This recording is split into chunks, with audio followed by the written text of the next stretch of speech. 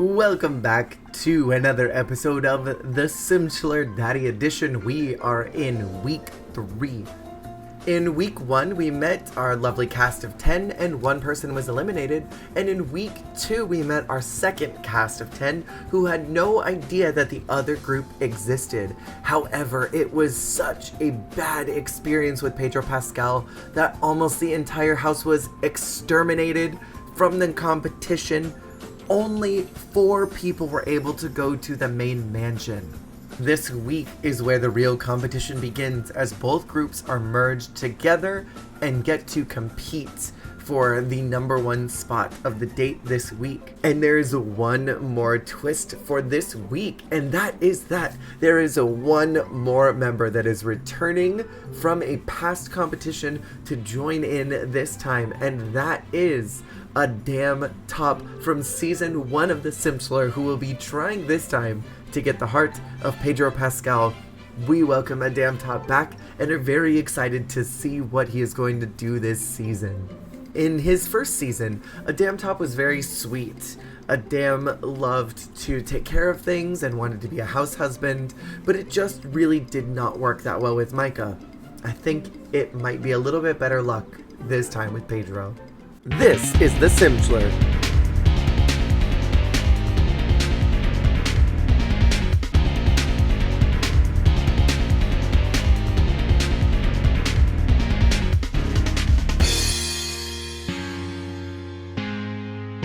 Who will win the Simchelor Daddy? We are here at the Simchelor Mansion. It is week 3, and this week we are going to be doing the classic ping pong challenge to determine some tops and bottoms and who will get a date with Pedro Pascal this week. However, there is a twist. This week's challenge will not only be for a date, but will be for a group date. So everyone will have to stand out in their own unique way when they go on this outing. There will be a group of people that will go on this date and a group that will be staying home. Our first set of contestants are Ted versus Adam. Ted didn't really seem to do very well the first week, so we'll see how he does this time around and if he's got a little more fire to actually perform well. And the winner this time was Ted.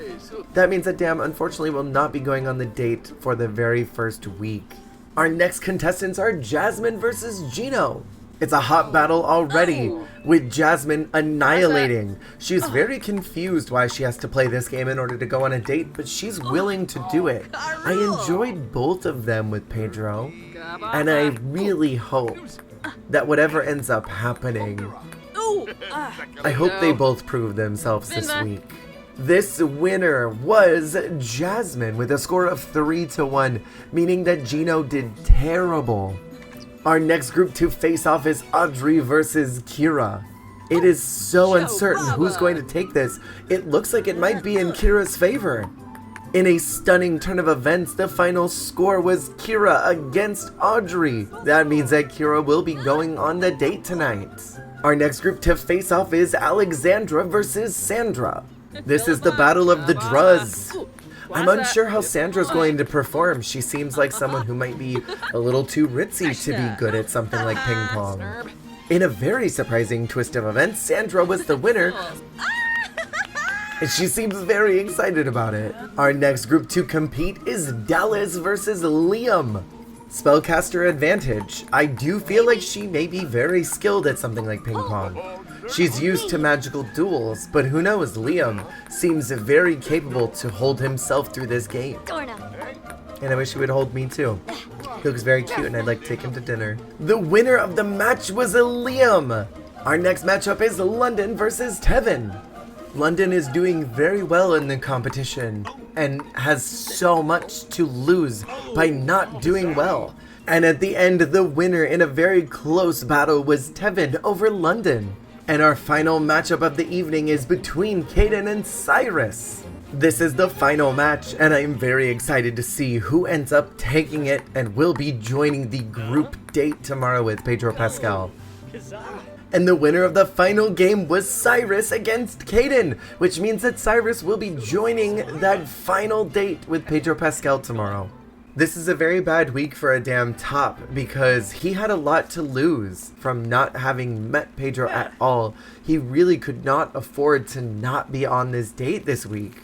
It is now Thursday and it is time to go out with the Simchelor and see how the group does. We are here at Pedro's house and the challenge this week is going to be standing out from the others. We're all here together with Pedro Pascal. Who will he gravitate towards? Who will they gravitate towards? Will they engage in conversation with him? This is their opportunity to prove why they deserve to be the winner of the eggplant this week, as only one of them will get that. So far, they're all just sort of hanging out and lounging. Most of them are going to go watch some television. Pedro Pascal is upstairs looking at his iPad, and it looks like Jasmine has come to make the first move. Oh, just kidding. She's come here to watch television. Ted is also here, as well as Kira. Pedro seems generally unbothered by most of this group, and he's not going to make the first move. Kira's checked in and said that she wants to know how he's doing. Pedro replies that he's just has some things that he's dealing with, but he's glad that she checked in on him. Meanwhile, Ted has gone downstairs to go relax in the pool with Tevin. It doesn't really seem like they're very much interested in what's going on upstairs. They seem to be hitting it off pretty well. They seem like they enjoy each other's company, or she's completely faking it. So far, she seems to be the only one that's really engaging.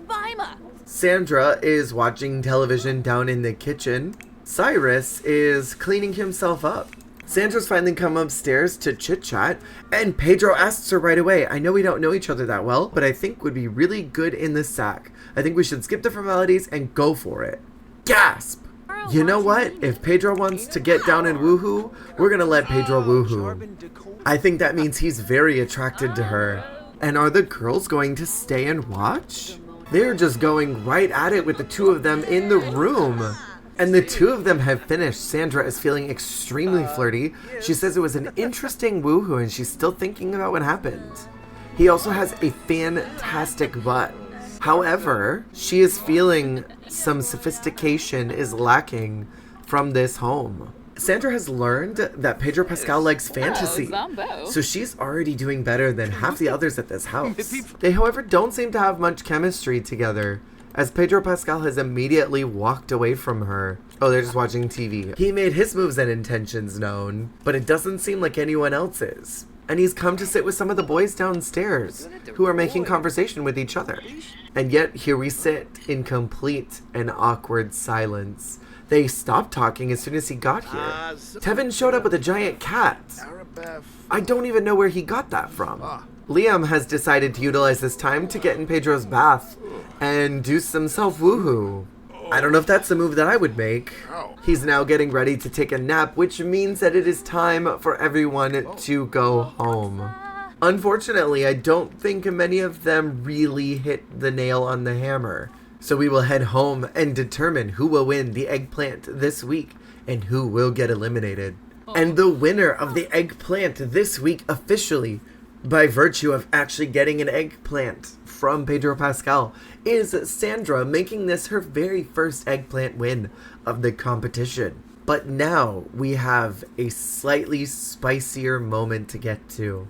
And that unfortunately are the bottoms this week. This week we have a very difficult decision to make. And I feel like it's pretty obvious who should stick around, and I feel like it's pretty obvious who's in the bottom. But let's go through each one of them individually. So starting off with London. London's already won a challenge, and I don't think it would necessarily be fair to send him home right now because it was an athletic competition. It doesn't necessarily prove that he cares or doesn't care about Pedro. It wasn't necessarily a deal breaker that he lost, and he did kind of have the security blanket of not doing excellently because he already had that win. Caden is one that I really like and I enjoy him. I just don't know if he's got the stuff. He also doesn't have any feelings about Pedro right now.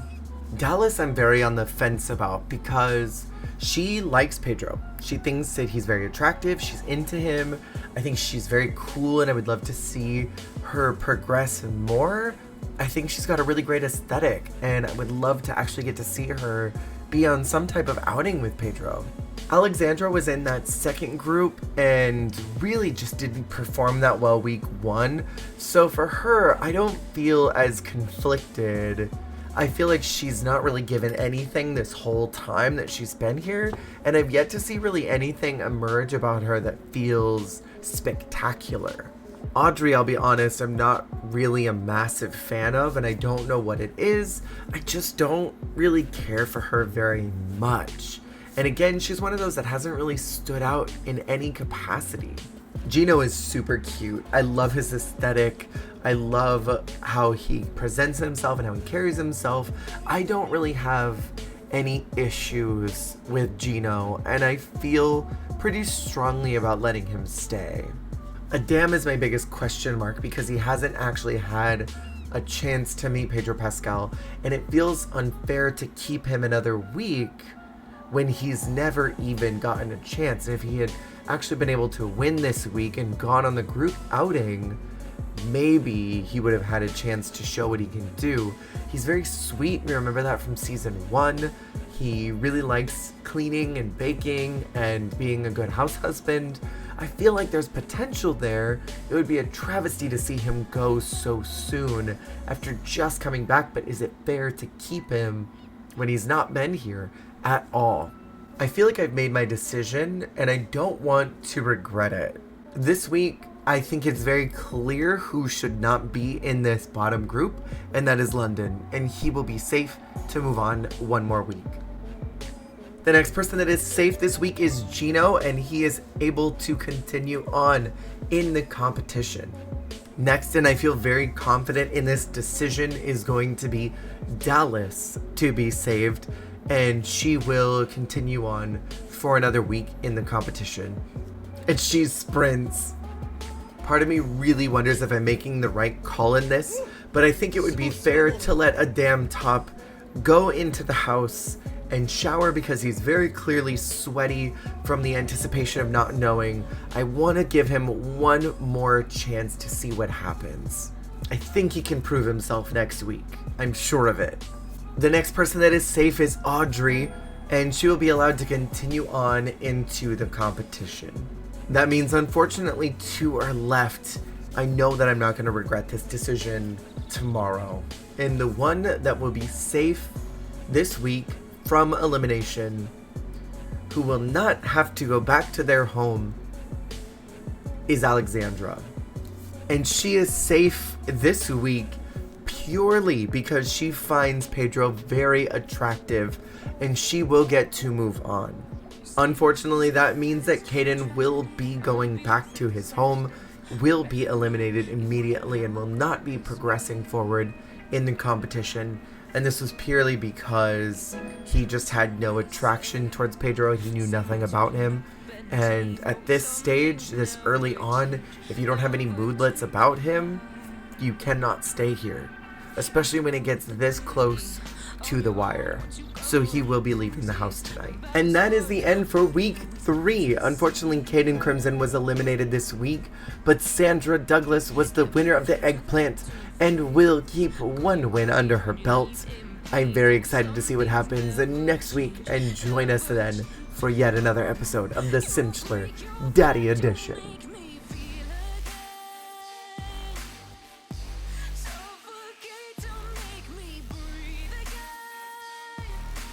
Hey, thank you so much for watching. If you liked the video, make sure to click that like button. And if you want to see more, hit subscribe. Goodbye!